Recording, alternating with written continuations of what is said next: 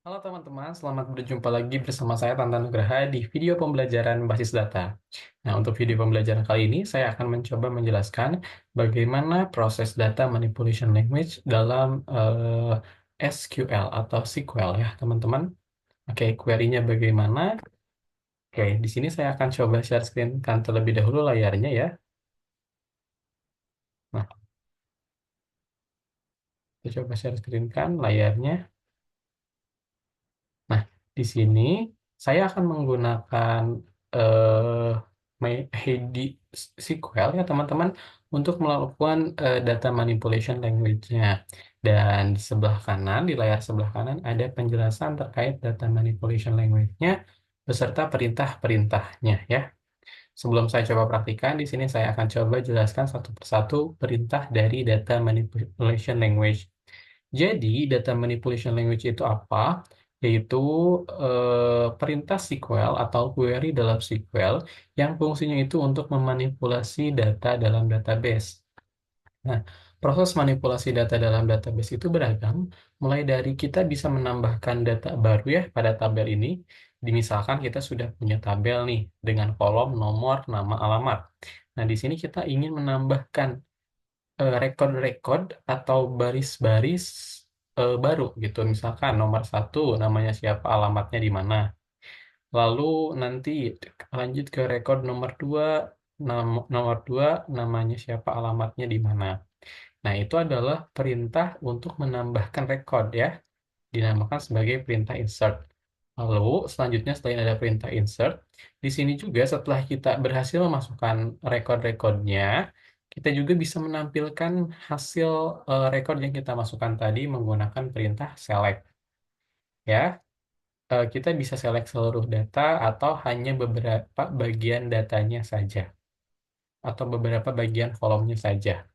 Lalu setelah itu, di dalam data ini kita masih bisa ubah isi kolomnya dengan cara kita ubah data atau update data. Oke, selanjutnya selain ada update, ada juga delete ya.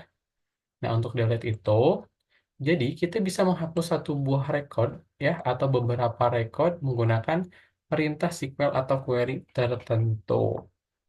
Nah, pertama-tama kita akan coba terlebih dahulu untuk perintah insert, di mana perintah insert itu digunakan untuk memasukkan data record yang baru ke dalam sebuah tabel.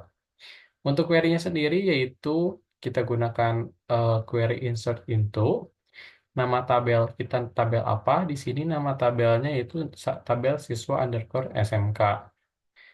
Lalu sebutkan kolomnya secara spesifik dan di bawah kita masukkan value atau nilai yang akan kita masukkannya ya. Oke, sekarang saya akan mencontohkan bagaimana cara menulis query-nya. Untuk menulis query-nya kita gunakan fitur query ini teman-teman ya. Oke, kita klik fitur query ini. Nah, kita coba perbesar dulu untuk menulis query-nya. Nah, ini teman-teman. Pertama-tama kita tuliskan insert into ya. Nama tabelnya yaitu tabel siswa underscore SMK.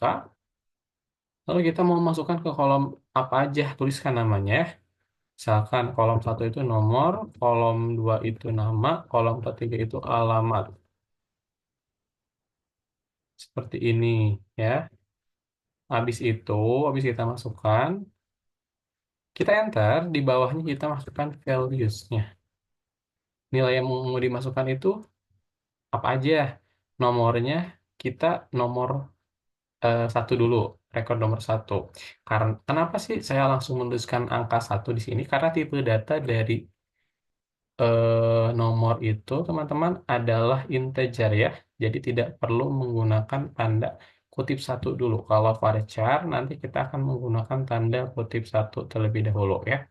Kita lanjutkan. Nomornya nomor satu, namanya kita kasihkan tanda kutip satu. Namanya misalkan Adinda ya. Lalu kita kasih koma, alamatnya misalkan di Cipacing seperti ini ya. Habis itu tinggal kita klik tombol ini ya, tombol play untuk mengeksekusi merun query-nya. Nah, setelah tereksekusi, kita coba buka di tabel data ini, lalu kita klik kanan, kita refresh. Maka akan ada record nomor 1, namanya Adinda, alamatnya di Cipacing. Itu jika kita memasukkan data hanya satu. Kita juga sebetulnya bisa memasukkan data secara langsung ya, beberapa data gitu. Caranya seperti apa? Caranya seperti ini teman-teman. Kita tetap gunakan insert into, nama tabelnya, lalu nama kolomnya. Perbedaannya di bawah ini, di values-nya kita buat banyak ya, atau multiple record. Caranya, kita ubah dulu ini menjadi nomor 2, namanya Alia, alamatnya misalkan di Cikeruh. Nah, habis itu kita kasih koma, lalu kita enter. Nah, kita kurung buka, kurung tutup, masukkan record yang selanjutnya. Misalkan ini record yang ketiga, namanya Ahmad, alamatnya misalkan di Sayang. Nah, habis itu, terakhir tinggal kita klik tombol play atau run-nya ya teman-teman, atau execute-nya. Nah, habis itu kita klik ke data, kita coba klik kanan, kita refresh, maka akan ada 3 buah record dalam kolom dalam tabel siswa SMK atau dalam berkas siswa SMK. Nah, itu untuk insert multiple value. Selanjutnya, kita akan belajar menggunakan query select atau perintah select, di mana fungsinya untuk menampilkan atau mengambil data dari sebuah tabel, ya. Nah, caranya gimana? Caranya kita klik kata kunci select, nama kolomnya, from, nama tabelnya apa, ya. Oke, kita coba di query. Hapus. Nah, kita tuliskan select. Habis itu, kita kalau misalkan mau menampilkan semua data, kita tinggal pakai tanda bintang aja, terus tuliskan from, nama tabelnya yaitu siswa SMK, kasih titik koma. Lalu kita coba execute, maka akan muncul semua data yang ada pada tabel. Kalau misalkan kita mau menyelektnya hanya beberapa data kolom saja, kita tuliskan nama kolomnya misalkan kolom alamat saja. Coba sekarang, maka nanti akan yang muncul hanya kolom alamat saja datanya. Kalau kolom alamat sama nama, kita coba run. Nah, nanti akan muncul kolom alamat beserta namanya siapa. Selanjutnya, teman-teman, kita juga akan belajar terkait query atau perintah update. Di mana perintah update ini tujuannya adalah merubah data record, ya, atau data pada baris, atau pada data pada eh, kolom gitu ya, di mana memperbarui yang sudah ada.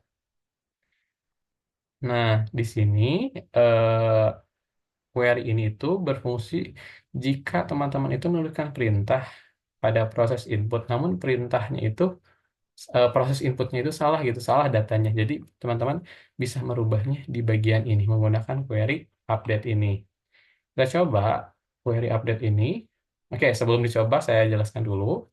Jadi pertama-tama untuk mencoba query update ini, teman-teman tuliskan query update, nama tabelnya, lalu setnya apa yang mau dirubahnya, kolom 1 yang mau dirubahnya apa, value-nya apa.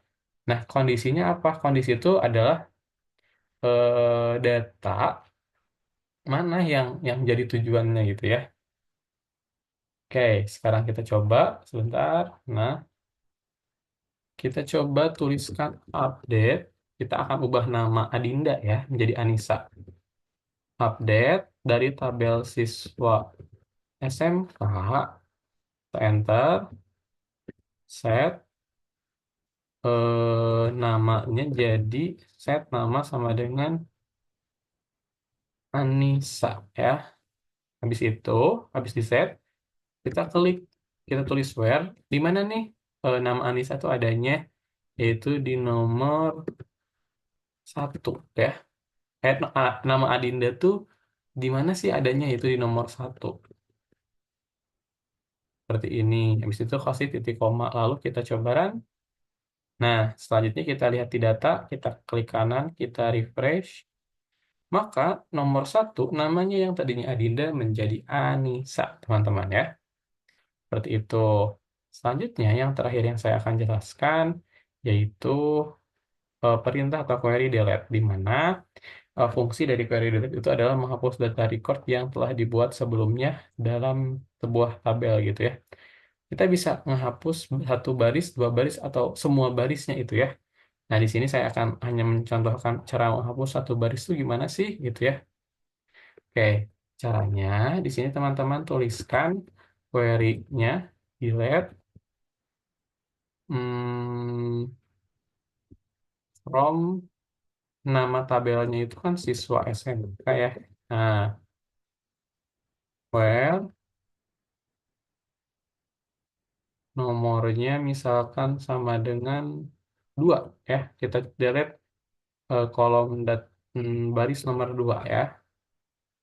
Kita coba sebentar, kita coba run.